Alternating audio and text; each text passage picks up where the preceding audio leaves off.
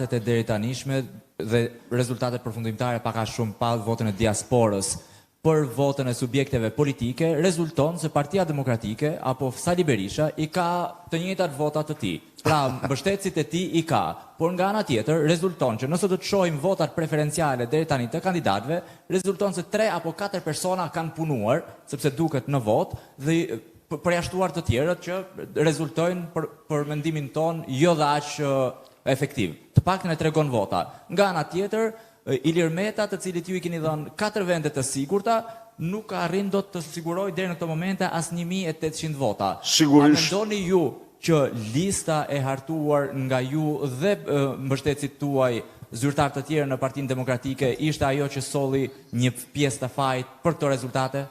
Mendoj se lista e hapur e Partisë Demokratike ka kandidatura të shkëlqyera.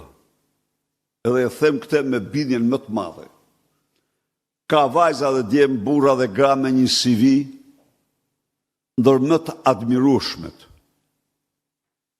Dhe ju nuk mund të më thoni një prej tyre pse është dhe edhe më thoni për cilin që unë të përgjigjem.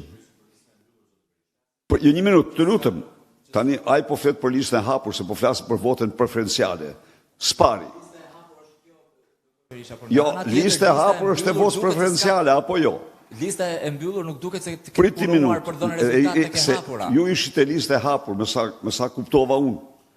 Dhe përsa i përket Ilir Mec, sigurisht ati i bëhet lufta më e egër që është bërë njeriu ndonjëherë nga armiku kryesor i votës lirë Edi Rama. Kjo është, si është kjo? Majenburg, që të mos marë, që të fitoja, kjo dëshmon terrorin politik, efekti terrorit politik ndaj tij. Kjo është.